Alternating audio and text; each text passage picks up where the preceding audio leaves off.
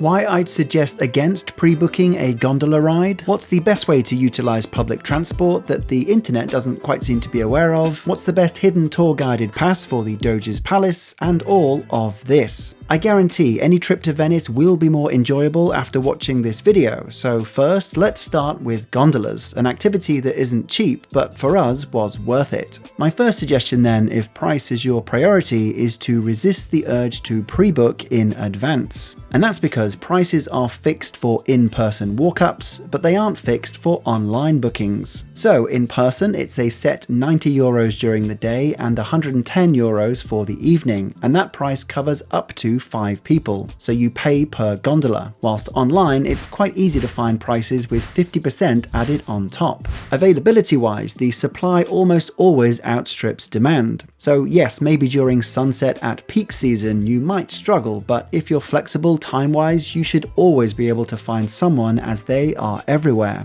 And my suggestion is to travel in the morning when the canals are at their least busy. Finally, if you want to be super budget conscious, it is actually possible to cross the Grand Canal on a gondola for just €2 in what's known as a traghetto. These operate as a mini ferry service, only lasting around 3 minutes, so are more used as a bridge for locals, but can also give you an experience of a gondola ride without paying the higher fees. I've directly Google Map linked all traghetto locations in one free downloadable PDF guide, which also covers everything else I'm about to be going through, so will be super useful for those planning a trip. In terms of the areas for booking a hotel, anywhere within these lines are where you'll most likely be spending most of your time. And the further you move away from this, you'll still be central, but will have a much higher chance of finding a quiet street. The good news is that Venice is one of the best cities to walk around, and its transport, which we'll be covering later, is usually good enough to get you from A to B if you are a little bit further out. We were staying in the Cannaregio district on the north side, about 5 minutes away from Rialto Bridge, and it's somewhere that I'd really recommend. Our hotel had loads of character and just 1 minute off the main high street, but still in a really quiet alleyway.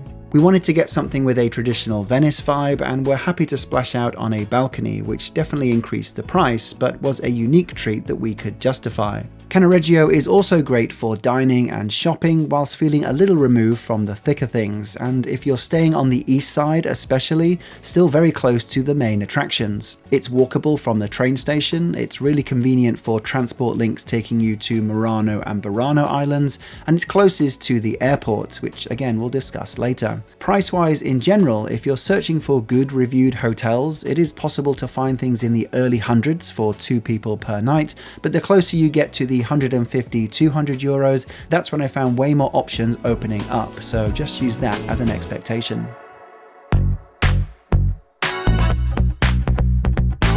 But how many days should you be staying in Venice, and how best to organise your time?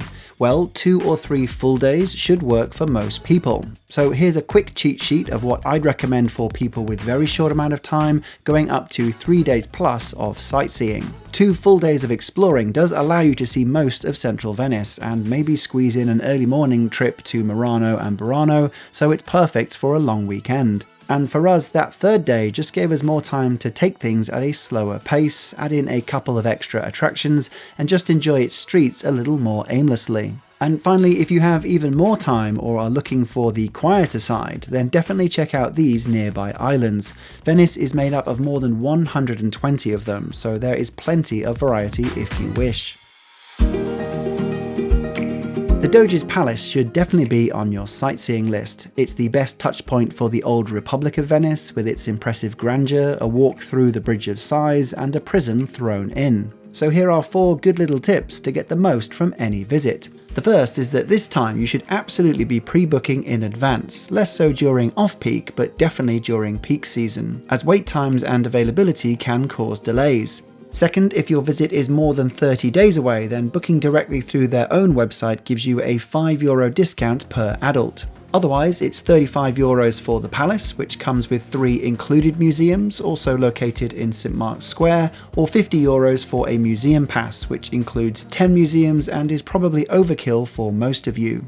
The only downside to booking direct though is that their website is pretty poor. So much so that someone who isn't even a YouTuber felt compelled to make a dedicated video explaining how to actually use it, so I'll link that video and an equally priced third-party option in that PDF guide also.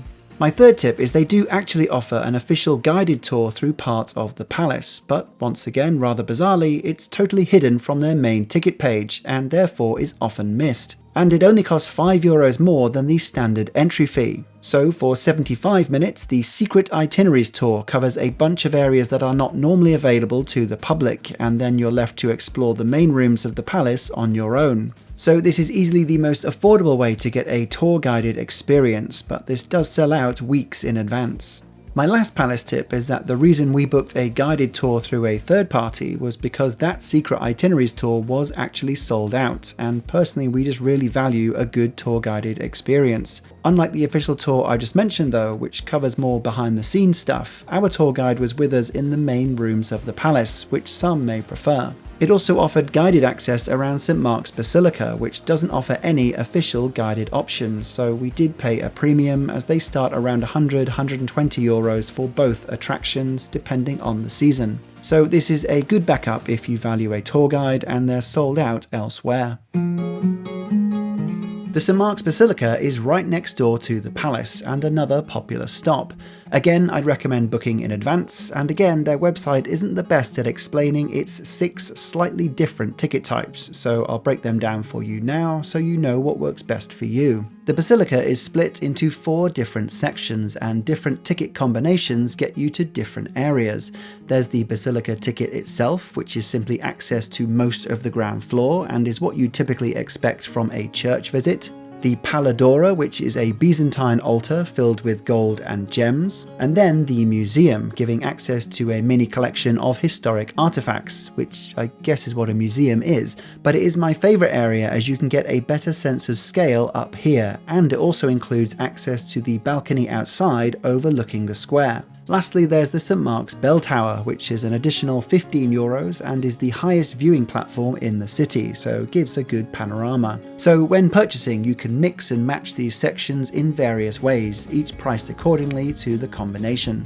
One quick final note is that the Basilica does not allow bags exceeding these dimensions, and they don't have any lockers. I'm not sure how strict they are with this rule, but it's just something to keep in mind. If you're landing by plane, the closest airport is Marco Polo, and here are the 2 best value options. You can catch a bus that will take you to the outskirts of the main island and then transfer to the general water bus network that covers the rest of the city. The second option is the Ali Laguna Airport Water Service. This operates 3 different lines and covers most of central Venice, so you likely won't need to change. And because this is Venice, arriving only by boat just felt much more appropriate for us, and also had a bit of a wow factor at the start of the holiday. After landing, just follow signs for water transport and you'll eventually reach the dock. We pre-booked our tickets online at no extra cost for €18 single or €32 return, exchanged them at this ticket desk and boarded once the boat was ready. If you aren't flying and instead travelling from mainland Italy, you'll likely be arriving into the Santa Lucia train station. Since you're already in the city centre by this point, there's a big ticket office right outside where you can just catch a regular water bus to wherever you're staying. So now let's look at the day-to-day transport with a couple of suggestions on ticket types, cost savings, and whether buying a day pass is right for you in the first place. These are Vaporetto, acting as water buses around the city, and despite their unique appearance, they pretty much work like regular buses. So you can use Google or Apple Maps to plan your route, there's a board showing the stops and direction of travel, which dock you should be waiting at, and then you just board as usual. A standard ticket costs €9.50. And even if you change boats within 75 minutes of starting that journey, you'll still only be charged that one fee. So you should always be tapping on and off with every boat you use. A relatively new system that makes everything much easier is you can now just tap your contactless card or smart device on the appropriate reader and you'll always be charged the lowest fare. Alternatively, there are also 24, 48 and 72-hour travel cards starting from €25. So compared to the single price for one day, this means you'll be saving money from the third trip onwards. These are definitely recommended if you know you'll be visiting a bunch of islands, you want to cut down on walking, or even if your hotel location requires a vaporetto to get back to the city centre each day. For context though, we only used the water bus once during our 3 days, so we're quite happy that we didn't commit up front. Ultimately, our hotel was pretty central, and discovering a bunch of new streets and canals on foot was too much of a highlight for us to skip. But the good news once again is that you no longer need to buy a multi-day pass in advance, and this is a big change for the city. And that's because the pay-as-you-go method that I just mentioned with your contactless card or smart device will again always cap the best fare as you use it over 24, 48 or 72 hours. So it'll effectively realise that you've tapped enough over 3 days and only charge you then for a 72-hour pass. At least that's what their website says. This is relatively new information, and it feels like I'm the only person on the internet saying this. I even emailed the transport company direct to double check that I wasn't going insane, and they confirmed I wasn't. Again, all relevant info is in that downloadable PDF guide for those who need it.